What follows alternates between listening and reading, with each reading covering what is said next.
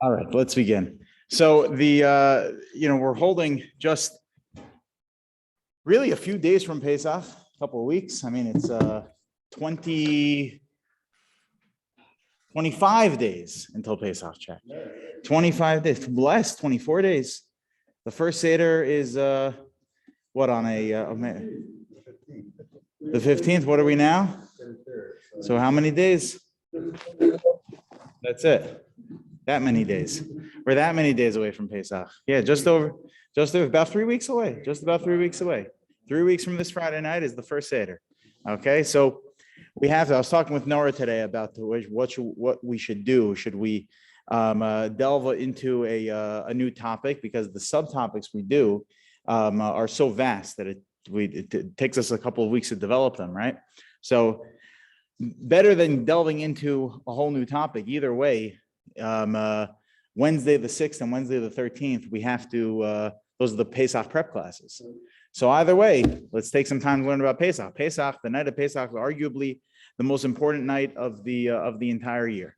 And tonight we're going to ask the question is, why is the Seder so important? And it's an interesting sociological question. I'm not going to develop that, but it's kind of like every engaged Jew in the world, every identifying Jew in the world, pretty much has a Pesach Seder, right? I mean, they come to shul kol nidre, but I think even more so is they have a Pesach Seder. I know of people that don't go to shul any day of the year, but they have a Pesach Seder. That the Pesach Seder has become Pesach Seder and Hanukkah candles is something that even the least affiliated Jew engages in. And I think that sociological norm developed due to the fact that in the canonization of the holidays, I think that Pesach does stand in a class of its own. And I think that Pesach is incredibly important, and specifically the night of the Seder is a highly important night. So the question that we have to develop tonight is an answer to is the question of, why is the Seder so important? That's the question at hand. So first, let's talk about what it is that we do at the Seder, just on a very practical level. What happens? So at the Seder, so we have a number of different mitzvot that we have to fulfill. Most notably is the mitzvah of telling over the story of the Exodus, the mitzvah of Sipur Yetzias Mitzrayim, but there's a number of other mitzvot we do the night of the Seder. We have an obligation to eat matzah the night of the Seder, by Erev Tochlu Matzos. We have an obligation to eat maror, al matzos umor yochluhu. We have to eat the carbon Pesach the night of the Seder. We have these three biblical obligations that we have the night of the Seder. Maror today is only a rabbinic obligation. Nevertheless, we are obligated to do so. In fact, the Vilna Gaon, passed away in 1792, was probably the greatest genius. He was known as the genius of Vilna, the Gaon of Vilna. He probably in the last 500 years, the greatest halachic mind since Rav Yosef Karo. And the Vilna Gaon has a count where he says there's actually 64 different obligations one has to fulfill the night of the Seder, whether that be biblical obligations, rabbinic obligations, customs that one has to keep to. But there's his total count is 64 different mitzvos that one fulfills the night of the Seder. So there's a lot going on the night of the Seder. The 4 cups of wine, for example, another mitzvah. The night of the Seder, a lot going on the night of the Seder, and as I mentioned, the mitzvah that really is most highlighted the night of the Seder is this obligation of telling over the story. So the Haggadah is geared toward helping us fulfill this mitzvah of Sipur Yetzias Mitzrayim. And then I take a look at source number 1, the Rambam. The Rambam, perhaps the greatest of all Rishonim. The Rambam writes the following. He says, I might have the same problem I had last time with the Hebrew photocopies. The copier didn't catch it quite well, but let's see how I do. Mitzvah Kuf Nun Zayin, in his list of the 613 commandments, the 157th positive commandment on his list, the Rambam says, is Hu Shitzivanu L'Saper B'Yetzias Mitzrayim, It's an obligation to tell over the story of the Exodus. Beleil Chamisha Asar, the night of the 15th of Nisan. The night of the 15th of Nisan is the obligation to tell over the story of the Exodus of Egypt, the Tchilas Halayla, the beginning of the night, Kvitzachos Lashon HaMasaper, in a way that is understandable. So there's an obligation to tell over the story the night of the 15th. And when you skip ahead to the end of that paragraph, he writes, V'kfar Yedias Lashon Amram. It's already well known what it says in the Haggadah that there is no limitation on this mitzvah, that you need to tell over the story, but there's infinite possibilities in terms of how much one can continue to tell over the story with more detail and more elaboration. There's no end, there's no maximum, there's no ceiling on this mitzvah. Afilu kulanu chachamim, as the Haggadah says, even if we are all wise, kulanu nevonim, we're all well versed. Kulanu yodim as haTorah, we all know the Torah perfectly, meaning to say that we do not need to review the story of the Exodus. We know it so well. Nevertheless, mitzvah aleinu l'saper b'yetzias Mitzrayim. There's an obligation to tell over the story, regardless of the fact that you may know it already. There's an obligation to tell over the story the night of the Seder, and we know that it says in the Haggadah that if one does that, it's meshubach, it's praiseworthy to do such a thing, to elaborate further with more detail, more concentration to the story of the Exodus. But I want to begin by asking a question. I want to ask a question that has a number of different answers. We'll get to a couple of answers tonight, but the question I want to focus on is, why is there no bracha on this mitzvah? We know by every other mitzvah there's a bracha on a mitzvah, right? When I want to fulfill the mitzvah of shaking lulav, there's a bracha. Baruch atah Hashem Elokeinu b'chol ha'asher kiddushanu b'mitzvos v'tzivanu al netilas lulav. When I light Shabbos candles, there's a mitzvah of lighting Shabbos candle. There's a bracha related to that. When I want to fulfill the mitzvah of putting a mezuzah in my house, likboa mezuzah, right? There's a bracha. Asher kiddushanu b'mitzvos v'tzivanu likboa mezuzah. The mitzvah of the night of the Seder, of Sipur Yetzias Mitzrayim, of telling over the story of the Exodus, no bracha. Why don't we begin Magid, right? When we get to the story, we should stop and make a blessing of Baruch atah Hashem Elokeinu b'chol ha'asher kiddushanu b'mitzvos v'tzivanu l'saper b'yetzias Mitzrayim, to tell over the story of the Exodus. We don't do that. Why not? It's in that Carter. Why don't we do that? Why don't we tell over the story? Why do we not open up the story? Oh, very good. So Mr. President clearly is well versed in the writings of the Pri Chadash, because the Pri Chadash gives the same answer as our honorable president. The Pri Chadash in source number 2 addresses this question and gives the same answer. Let's look at it inside. The first day, so again, the question is, why is there no bracha associated with the mitzvah of Sipur Yetzias Mitzrayim, of telling over the story of the Exodus? So the Pri Chadash, by the way, the Pri Chadash, Rav Chesed de Silva, was an unbelievably sharp mind, one of the sharpest in our history of Torah scholars. He lived a very short life of only, I think, under 40 years at the end of the 17th century. And he has a commentary on Shulchan Aruch that the poskim have a hard time arguing with him. When he takes a stance on something, he knows how to prove himself in such a sharp way. It's very difficult to argue on the Pri Chadash. The only way you could argue on a Pri Chadash is by arguing on his premise. Because if you're going to argue on his logic, you're going to lose every time. You're stepping into a losing battle. So the Pri Chadash, in his commentary on Shulchan Aruch, he says, V'im Tomar, that one could ask, Lama ein mevarchin al Haggadah, source number 2. Why is there no blessing on the Haggadah? Haksiv v'higat lebincha. We know it's a pasuk in the Torah. It's a mitzvah from the Torah to tell over the story. If there's a mitzvah from the Torah to tell over the story, therefore it should be a bracha before doing such mitzvah. So Yesh Lomar, you could say the following, says the Pri Chadash: the b'yetzias Mitzrayim sheniskar b'kiddush yatsa. Because I already did make my bracha on the Haggadah. When did I make my bracha on this mitzvah of the Yigat Lebincha, this mitzvah of telling over the story? At Kiddush. Kiddush, it's a 2-for-1 deal.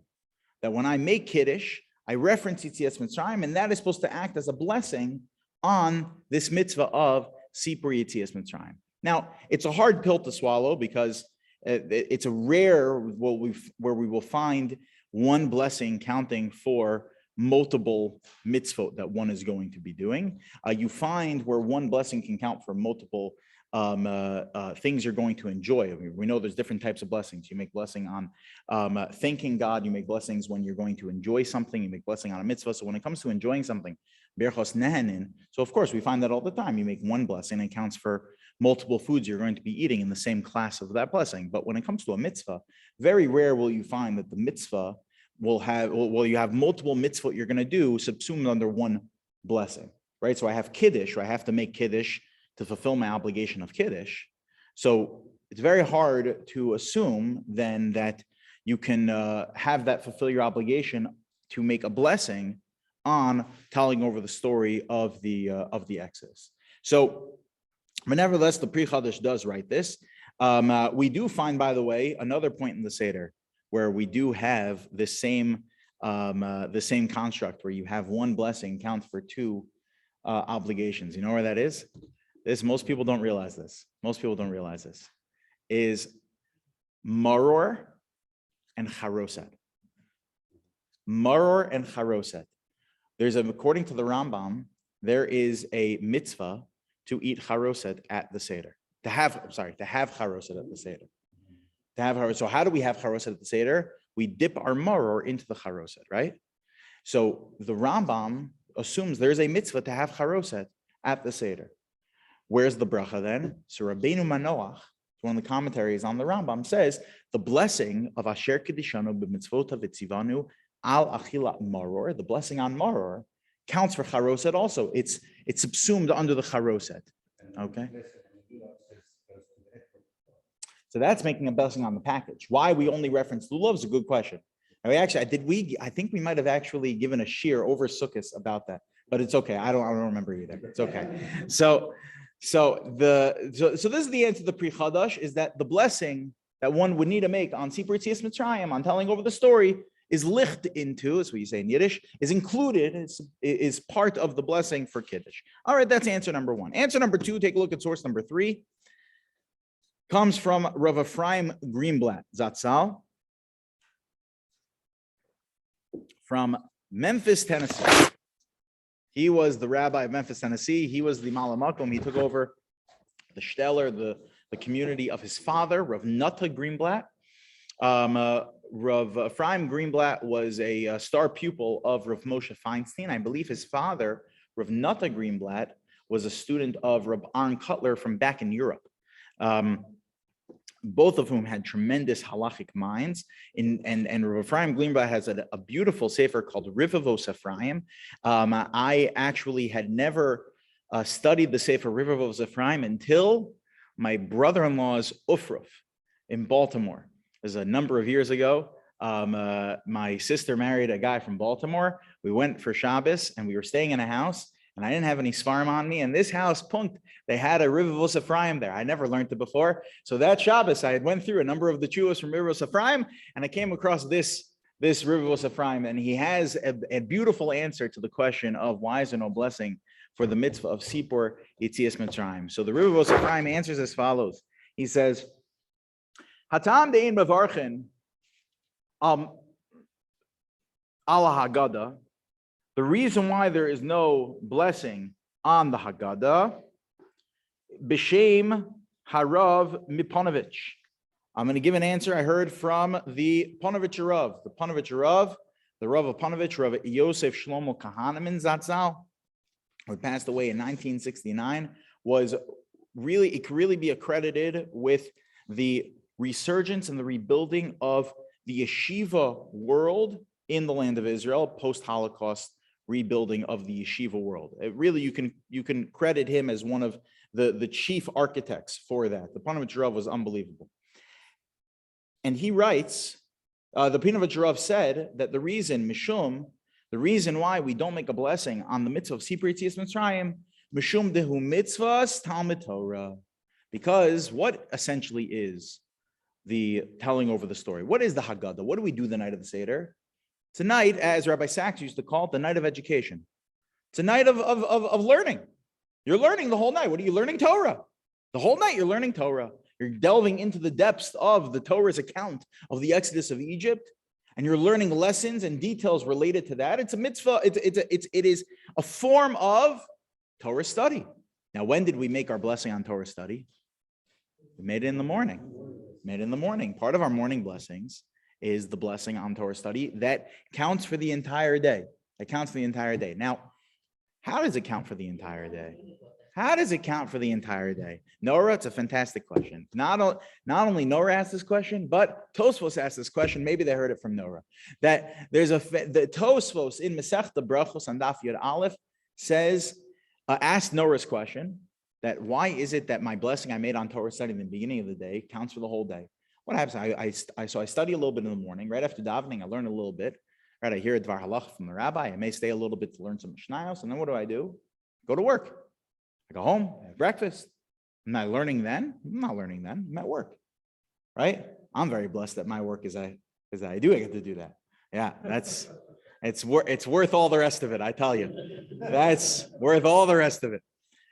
So, but you go to work, and then what do? Later, God willing, in the evening, you come back on a Wednesday night for class, right? And you learn again. So what should you do when you come back? Should make another blessing. No, but we don't do that. Why don't we do that? So Tosfos asked this question, and he gives the following answer. He says, because the Jewish condition is such that Torah is always on a person's mind. The way that Rabbi Soloveitchik explained Tosfos' answer is that everyone has an acute awareness and an obtuse awareness. There's that which is in the back of your mind, and there's that which is in the front of your mind. When you're at work, the front of your mind is your work. What's in front of you, what you have to deal with, the task at hand. But what is always on a Jew's obtuse awareness? What's always in the back of their mind? Whatever they had learned earlier that day, whatever they had learned yesterday, whatever last week's class was, that they're thinking always in Torah thoughts, and therefore you're never completely disengaged from the Torah study that you were engaged in the morning, and it carries you throughout the rest of the day. When does it officially break? When you go to sleep. When you go to sleep, so officially breaks. That's what Rabbi Akiva Eiger writes. When you go to sleep, it officially breaks. So here, it's just of another form of Torah study. That's what he concludes. He says, the Torah commands us to learn specifically this type of learning the night of the Seder. We already made the blessing in the morning. I don't need to come back and make another blessing. So the answer of the Rivos Ephraim Greenblatt and the Panovich Rav is that I don't need to make another blessing on the Haggadah. Why? Because it's just an application of Torah study. Yeah, Marty. So does that mean that is not in Pesach? Why? Because it should be included in the mitzvah of Torah study, you're saying. So Marty's asking, so then why? So, but it is counted as its own mitzvah. So it's a good question. I'll get it. Granted, yeah, it is, of course, yeah. So Marty's asking a good question, but granted, it is its own mitzvah. It's its own mitzvah. It should have its own form of. So I think that what the Panovich Rav is saying is that yes, it is its own mitzvah, but it's not that we're establishing a mitzvah that sets itself aside, as opposed to a mitzvah that is just a focus of a pre-existing mitzvah. Meaning to say that there's a mitzvah of studying the night of the Seder, the details of the story of the Exodus, and that is a mitzvah that one has to do, similar to like the Megillah, where the Megillah is, well, it's not a very good example, but it's a specific focused type of learning that the Torah is commanding me. I have to focus on this type of learning versus other types of learning. I'll give you another example. Shema. Kriyat Shema. Kriyat Shema is another example like that. No, that's why I said it's not a good example. It's not a good example. It's not a good example. Yeah. Right. Why do we make a bracha there? So there, because it could be that at the time you're reading the Megillah in shul, it's actually not a form of Torah study. It could be that's a form of just praising God. So, okay, but discussion for another time. Nevertheless, we're still not 100% satisfied. We're not 100% satisfied. We have over here two answers so far. Number one is that it's included in Kiddush, the blessing on the Haggadah, and number two is that it's included in the blessing I made in the morning for Torah study. This is just another application of Torah study. Yeah, Pearl. A what? Simple son question.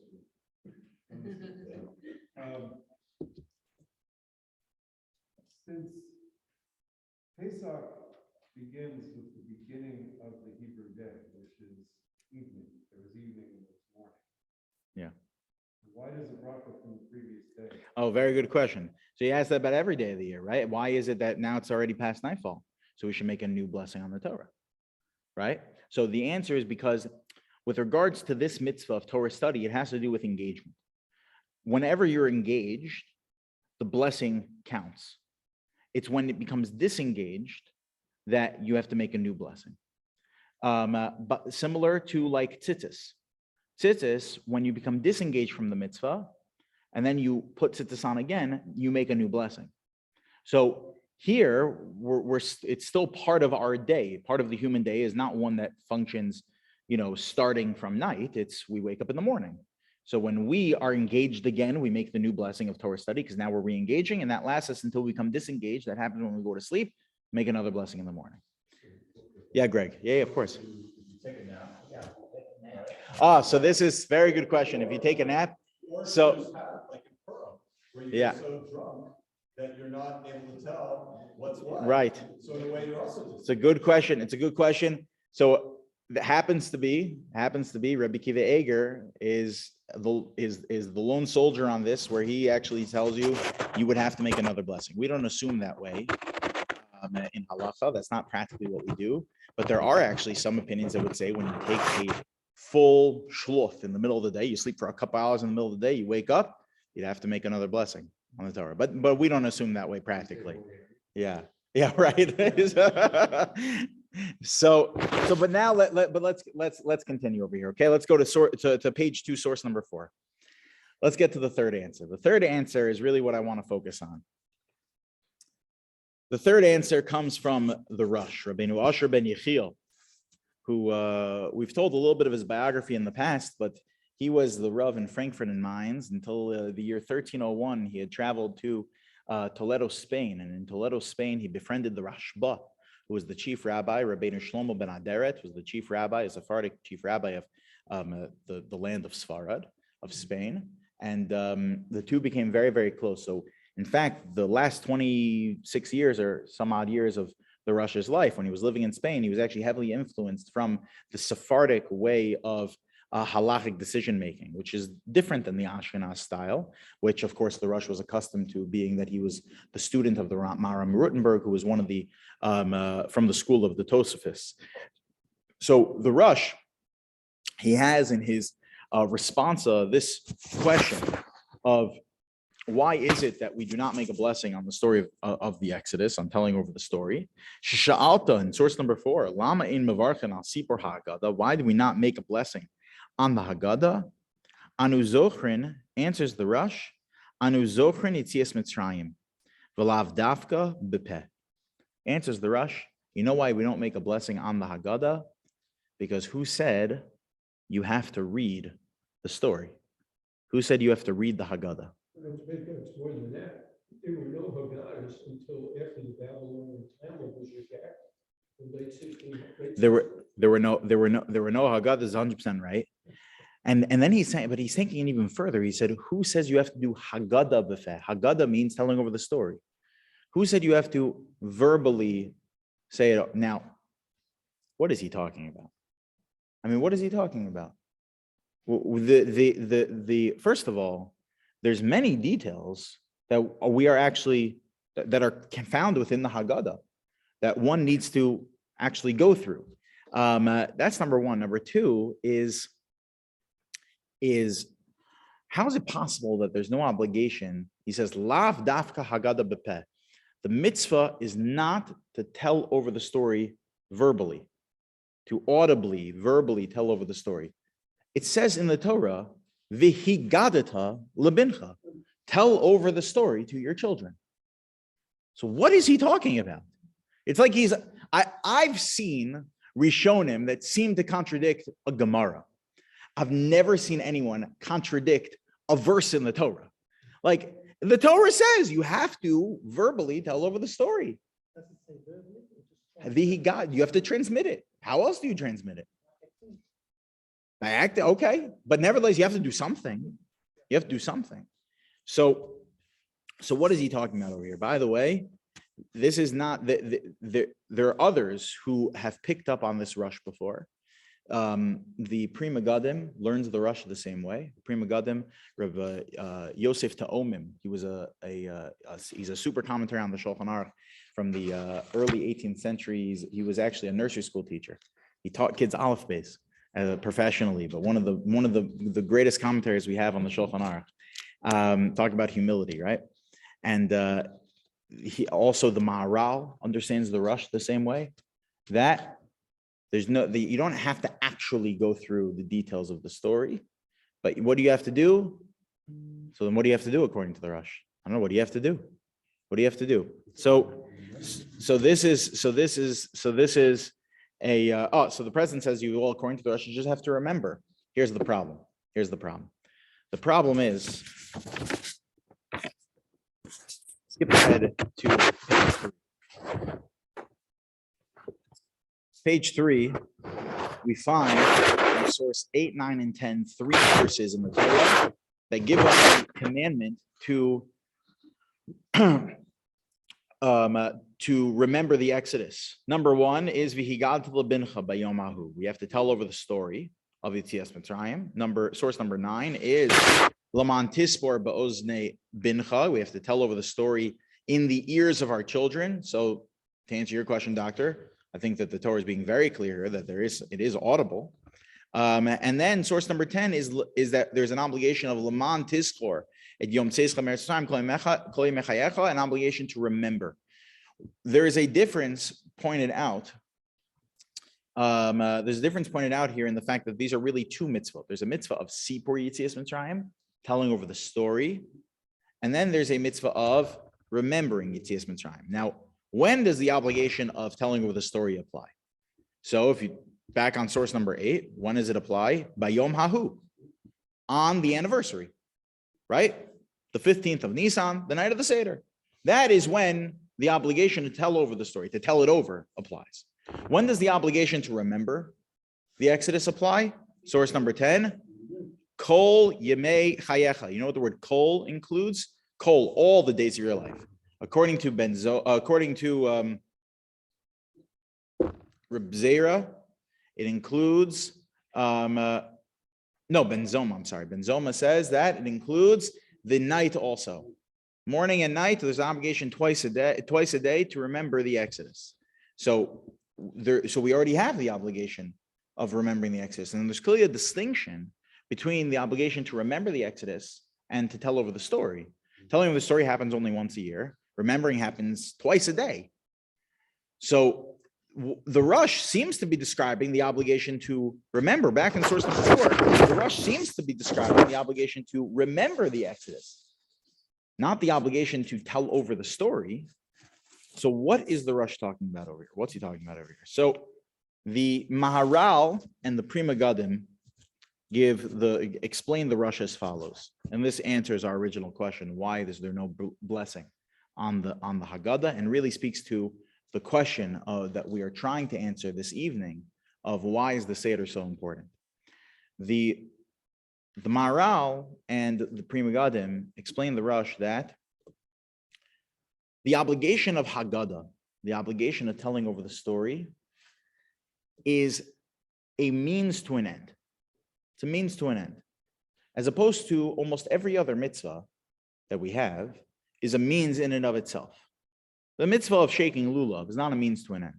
The mitzvah of shaking lulav is significant in and of itself. It has isolated significance. The Haggadah, though, telling over the story of the Exodus, all the processes of the night of the Seder, those 64 different commandments you fulfill the night of the Seder, according to the Gra, are not means in and of themselves, but they're a means to an end. What is the end you are going for? The end you are going for is what it says in source number 2 of the Choldor Vador, that in every single generation Chayev Adam lirot et atzmo ki'ilu hu yatzim miMitzrayim. That in every single generation, there's an obligation upon every single person to view themselves as if you are leaving Mitzrayim. You know what that means? It means that the night of the Seder, you need to, according to the Chassam Sofer, what this means is that the night of the Seder, I need to view myself as if my life currently in its framework right now, in its existence right now, in my existence right now, where I am right now, is just as great of a miracle as Hashem taking the Jews out of Egypt. When you stop and consider the amount of miracles that need to take place for, let's not skip ahead to the Seder. For us to be sitting here right now learning Torah together, it's overwhelming when you consider the miraculous nature of that. Overwhelming. Arguably just as great of a miracle as the Exodus of Egypt. The obligation that is Seder is to get to a point where one recognizes that. What's the point of recognizing that? Because when you recognize that, you become overwhelmed with the sense of Hashem in my life, that Hashem turns from a concept to a reality, that it's instilling pure and perfect and simple emunah in my life. Says the Rush, you know why there's no blessing on the night of the Seder? There's no blessing, on the mitzvah of telling over the story, because telling over the story is not a means in and of itself. You can only make a bracha on a mitzvah that has isolated significance, that has significance in and of itself. But if the mitzvah is just a means to an end, so then I can't make a blessing on that, because it's not significant in and of itself. It's just a stepping stone to getting me somewhere else. It's to bring me somewhere else. Essentially, what is the Rush saying?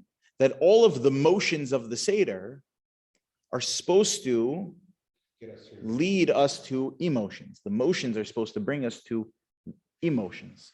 That is what the whole purpose of the Seder, of all of the steps of the Seder. Kadesh, Orchas, Karpas, Yachas, Magid, Rachsa, Motzi, Matzah, Markar, Shulchan Aruch, Tzafon Baruch, Hallel, and Nirtza are all supposed to eventually bring me to that emotional place, and therefore there's no blessing associated with it. I'll give you another example of a mitzvah like that. The mitzvah of Avas Hashem, loving God. Right? There's no blessing on Avas Hashem. There's no blessing on the mitzvah of Yiras Hashem. There's no blessing on the mitzvah of recognizing the unity of God. Of Shema Yisrael Hashem Elokeinu Hashem Echad. There's no blessing associated with those mitzvahs. There's no blessing associated with the mitzvah of Kabbalas Omach Shamayim. There's no blessing on Emunah. So therefore, there's no blessing on Sipur Yitzias Mitzrayim. All those you just mentioned are why we do this, is so we get to your which is why we read the Haggadah, so that we have that feeling of getting to your So separating that from all the other mitzvahs is sort of like setting up a straw dog of logic. Every mitzvah we do is to get us there. Except the difference is that the Torah does not tell us that by every mitzvah. Whenever you're dealing with trying to appreciate the reasons for mitzvot, you have to always take it with not a grain of salt, but with an understanding that whatever conclusion you're going to come to for the reason for a mitzvah is compromised on some level. Why? Because we're not God. We don't understand why God commanded certain things. But there are some mitzvot that we have the advantage in that God tells us exactly why he commanded this. So when it comes to the mitzvah of Sipur Yitzias Mitzrayim, of telling over the story of the Exodus, that's an example where God actually tells us why. When we're given the reason why, so then the why becomes part of the mitzvah itself, right? So therefore, says the Rush, you can't make a bracha on that. I think there's also a practical reason he's giving here. Practically speaking, how would you even make a bracha on that? How could you make a bracha on the story if the story in and of itself, in its very nature, is supposed to bring me to this recognition? At what point do I make the blessing? We do it. No, because the Megillah is not supposed to bring me to that recognition. Megillah is just a form of praise of God, but it's telling a story as a form of praise of God. But the Seder is not telling a story as a form of praise of God. It's a story in order to elicit an emotion within me to bring me closer to God. So I'll give you an example over here. An example over here, if you take a look at source number 7. At source number 7, we have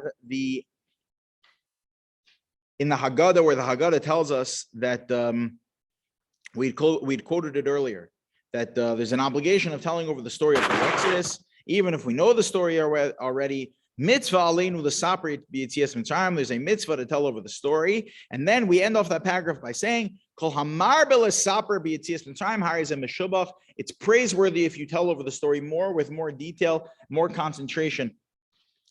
What other mitzvah is there like that? The more times I shake a lulav, I fulfill the mitzvah more.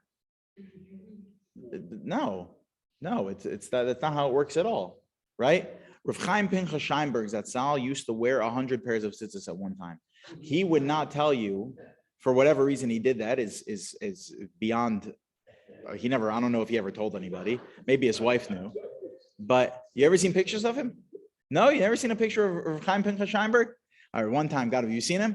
So, oh really? I was in his house one time. I was 18 years old, and I walked in. I was wearing this tiny little yarmulke. I don't even know if I could fold my yarmulke. It looked like this sitting on my head, all right? Tiny little yarmulke. And I walk into his house and I go to get a blessing from him. I put my head down and he looks at me and he says, "Where's your yarmulke?" I said, "It's right here." He said, "That's not a yarmulke." Yeah, he was very, very special. He was born in the Bronx. He learned in Yeshiva University. He had finished Shas by the time he was 16 years old, sitting in the YU base medrash. And then he was sent to the Mir. To go study in the Mir. So anyway, why did I bring him up? Oh, so he wore 100 pairs of tzitzis. Why he wore 100 pairs of tzitzis, I don't know. But I guarantee you, he would not say, "I'm fulfilling the mitzvah of tzitzis more than you are because I'm wearing more pairs." No chance. No chance. No, that's not why he wore it. That's not why he wore so many. No, I don't know exactly. No one really knows why he did that, but all the time. So no. 100 different garments. Yeah. He was a very skinny man. He was a very, very skinny man, but he looked like I don't want to speak about the Gadol. He was one of the Gedolei Hador. So, but anyway, that's one of my points. Is that he's a very skinny man, but he looked like me. But but that's my point, is that he wouldn't say that I'm fulfilling the mitzvah better than you are.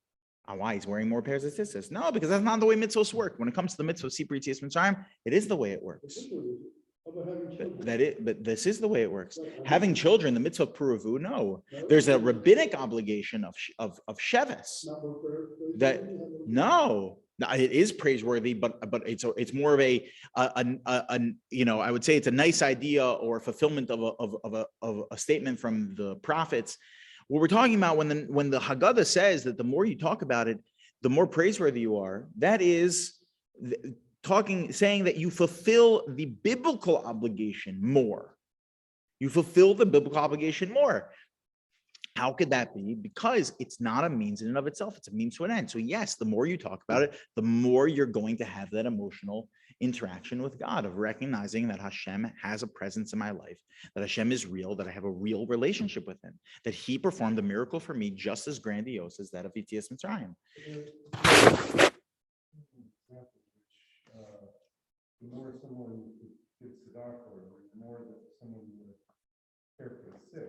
Oh, so I would say differently, because tzedakah and care for the sick, it's not the more tzedakah you give, it's more of you fulfilling the same mitzvah. Every time you give tzedakah, you're fulfilling the mitzvah a second time or a third time or a fourth time or a fifth time. It's not the I'm fulfilling the mitzvah of Sipur Yetzias Mitzrayim more than once. It's that the mitzvah I'm fulfilling is compounded. It's amplified. It's a better version of the same mitzvah. Okay. That's what makes it very unique. It's more similar to that of like loving God or having fear of God, where you can compound that connection. You can amplify that connection.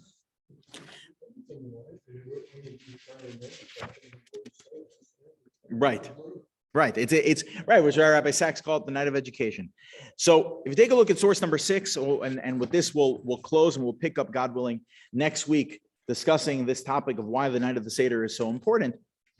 But I think we're getting to the answer. I think we've answered the question, which is because the night of the Seder can set us up for success for the entire year. If we do the Seder right, so then we can be set up for success for the entire year. Take a look at source number 6. Source number 6 is the Maharal. We'll say it quickly because then I want to get to the Netziv, who really answers the question very directly. But in source number 6, the Maharal gives another proof to this concept that the Mitzvah of Sipur Yetzias Mitzrayim, telling over the story of the Exodus, is more than just going through a story, but it's in order to elicit an emotion. We find this by where it says in the Haggadah, Rabbi Gamliel Hayomer, source number 6, Rabbi Gamliel said, Kol Shalo Amar Shlosha Dvarim Elu B'Pesach, that whoever does not say these 3 things on Pesach, Lo Yatze Yedei Chovaso, does not fulfill their obligation, Ve'elu Hein, Pesach Matzah Umaror, that if you have to actually, and what does that mean? The Gemara, the Haggadah continues, the Mishnah continues in discussing this. We just learned this Mishnah today in the Working Man's Kola. That what that means is that in order for me to fulfill the mitzvah of telling over the story of the Exodus, Sipur Yetzias Mitzrayim, I need to learn why I fulfill the mitzvos of the Karban Pesach, of having the Paschal Lamb, eating matzah and maror. Why am I doing those things? And when I have to analyze these mitzvot in order to fulfill the story of the Exodus. Hold on. The story of the Exodus is a story about the Exodus. And then there are mitzvot that I have to do. Now, those mitzvot are a result of the Exodus, granted. But is it the story?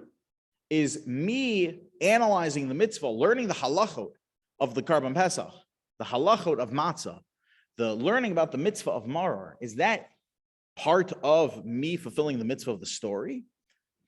Rabbi Gamliel is saying yes. The Maharal explains why. Because in order for me to get to that point of where the story turns into me having an emotional connection with God and me instilling emunah in my life, part of what's going to get me there is recognizing why it is that I'm doing what I'm doing tonight.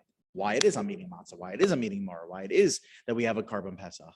When I can get to that, so it will help me in this ultimate goal of the Seder, which is instilling proper emunah in my life.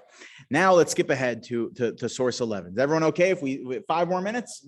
5 more minutes? Let's go. Okay. It's eating into our coffee time. Coffee time with the rabbi and president was supposed to start at 8:15. I apologize to all those who have burning questions about the shul. We're going to be going for a few more minutes in class. L'chaim, Marty. So, building emunah, the most important thing. So, it's source number 11. It's really getting to Stuart's point, which is again answering the ultimate question of this evening, of life's biggest questions, which is, why is the Seder so important? You know why the Seder is so important? Because it's a night that one can instill within themselves true emunah. How does one do that? So we mentioned before, there's 2 mitzvot related to the Exodus, remembering the Exodus. The obligation twice a day, once in the morning, once in the evening, to remember the Exodus. When do we do that, by the way? In Shema, the 3rd paragraph of Shema, we remember the Exodus, morning and night. And once a year at the Seder. Reb Chaim Soloveitchik, every single Seder, every single year by the Seder night, by Shulchan Aruch, he would go through the differences, the halachic differences between the mitzvah of the story versus the mitzvah we have every single day of the year, where every single day of the year we just have to remember it in our minds. The fact that we were saved, the night of the Seder, we have to go through in all the details. The night of the Seder, there's a dialogue that needs to take place, versus every single day of the year, you just need to remember it to yourself. It's unilateral versus there's bilateral dialogue taking place. And the third is the fact that you also need to discuss the mitzvot. Like we just said before from Rabbi Gamliel, you need to discuss the mitzvot. You need to discuss the mitzvot of the Seder, the mitzvot you're fulfilling that night. You don't need to do that every single day of the year. Okay? So there's clearly a difference between these 2 mitzvot. There's a mitzvah of remembering the Exodus that happens every single day, twice a day, and the mitzvah of Sipur Yetzias Mitzrayim. Says the Netziv, Rav Naftali Tzvi Yehuda Berlin, Zecher Tzaddik V'Kodesh L'Vracha, L'Chai Olam Haba, the Rosh Yeshiva of Volozhin Yeshiva, who took over the yeshiva in 1853 until its tragic closing in 18 1892. The Netziv passed away 1 year later, 1893, in Warsaw, as he was going to get medical treatment. The Netziv happens to be he has a very close place in my heart. And the Netziv, his life and his works, they speak to my neshama in a very unique way. I think that the Netziv was the most influential Jew to live in the last 200 years. The most influential Jew to live in the last 200 years. You know what my proof to that is?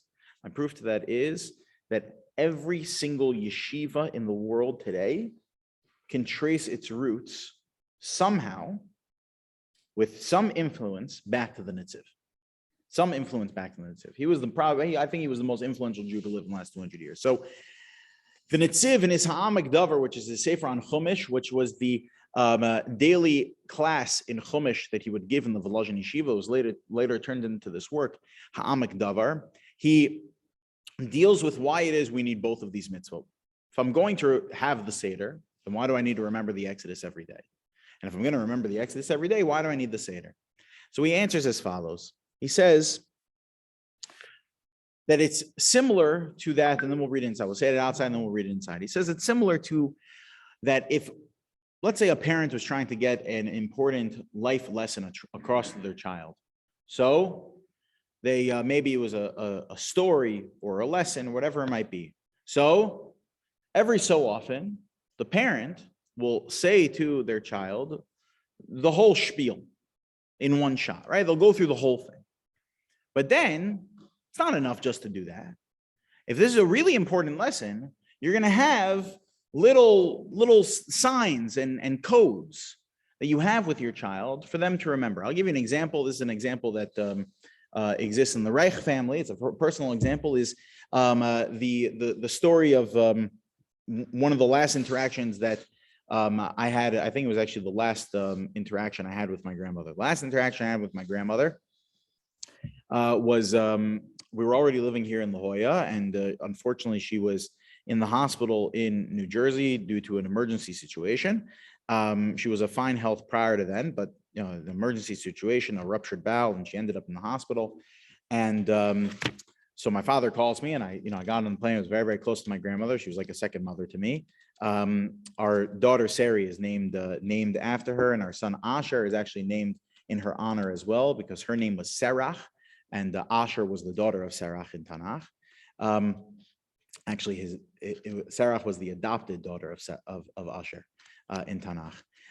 Nevertheless, so I go to New Jersey, to go visit my grandmother, and I come to the hospital, and she's unresponsive, completely unresponsive, and she had been like that already for a little while. And the next day, I had gone back again with my father to go visit her. And when we went to go visit her, by the grace of God, she had a little bit of consciousness. And now this was very obviously, it was special over the fact that she had some consciousness, but it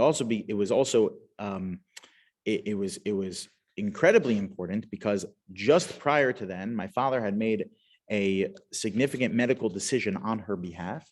So whether or not they were going to go through a surgery to try and fix what they had done to fix the ruptured bowel, the sutures had opened, and they now needed to go back and fix it again. And it was very, very risky to go back for a second surgery. Whatever the details are, we're not going to get to it right now. But he had made the decision to go through with the procedure, thinking that's what she would want to do. But it's always it's a heavy toll for a person to make a medical decision on behalf of someone else.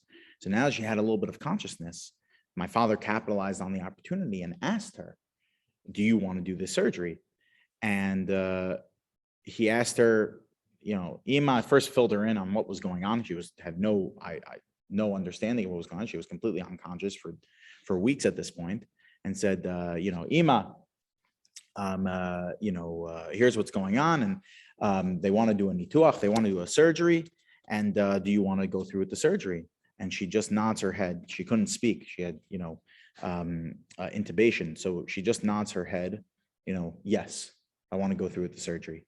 So my father says to her, Ima, it's me'od musukan, it's very, very dangerous. She says, no, I want to go through with it.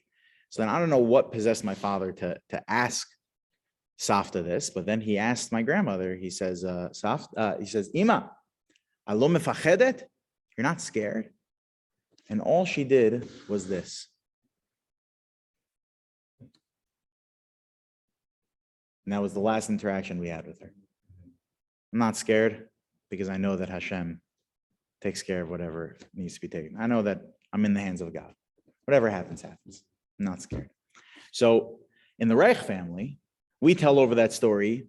We used to, when my grandmother first spoke, we told over that story very often. As time has gone on, we tell over the full story less, but we tell over the story every so often.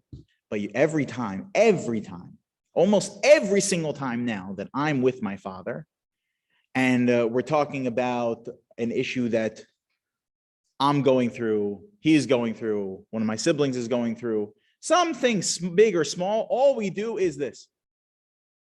That's all we do.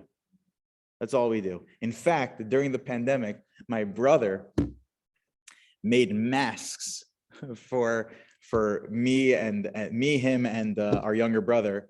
That was a mask that written on it said only Borei Olam, only the master of the universe, and it was an emoji, this emoji with pointing upwards. But I stopped wearing it because it looked like someone picking my nose. but that's in the Reich family. You stick your finger up like this, it means check back to reality. Hashem runs the world, right? So that's what the Netziv says. The answer of why do we need both? Go through the whole story once a year. Why? We go through it, we remember it every day. If we remember it every day, why do we need to go through it once a year? Vice versa. The answer is because in order for the Seder to work, every day I need to remember. Remember what it was like at the Seder when Emunah was so clear? Remember what that was like? So every single day I need to bring myself back to that experience. And then the night of the Seder, as we get to Nisan, around this time of year, to remember exactly what it was like last year when we fulfilled the mitzvah of viewing ourselves as if we left Mitzrayim, that Emunah was so clear to us by the night of the Seder. It's almost a year. Do we remember? It's becoming less and less. It's becoming diluted. So what do we need now? We need another Seder. We need another Seder. So this is what the Netziv writes in source 11. He says, it's like a son telling over a story to a father telling over a story to his son. A story that has life lessons. And it's a long story. You're not going to go through the whole thing every day. What are you going to do? You're going to have a small hint every day that the child can be brought back to that experience of the story of Kol HaSipor. Ubechol Shana, however, once a year, Chozeru Mesaper Mechadash. You go back and tell the whole story like it's brand new. Kadei Sheyase Shoresh Bilvavo, in order to have it rooted in their heart. Kach mitzvah lesaper hasipor aruch bazeh halayla. This is why we have to tell over the whole story in all of its details and the halachos and why we do what we do and the experience of Yetzias Mitzrayim. And the more we do it, the more we're going to have that emotional connection to God. Why it's so important? Because it builds this emunah within me. And then b'chol yom, and every single day, sagi b'schira b'vad. I'm going to go back and remember to bring me back to that experience in order that it stays with me. So why is the Seder so important? Because it could set a Jew up for success. You want to live a successful life, you want to live a Torah-dic life, you want to live a life. This past week, Chaim Kanievsky passed away, right? So every Jew in the world, their ultimate goal is to have lived after 94 years a fulfilled life of Torah and mitzvos and of helping others and of just doing it right, like Chaim Kanievsky. So how do we do that? How do we get to that place? You have a Seder, and then you bring yourself back to that experience every single day. That's why the Seder is so important. All right, we'll stop here. God willing, next week, we're going to ask another question, another one of life's biggest questions related to Pesach, God willing. Back here next Wednesday at 7:30. All right, Yasher Koach, everybody. Oh, thank you. That was really interesting. Good night, everyone. Good night.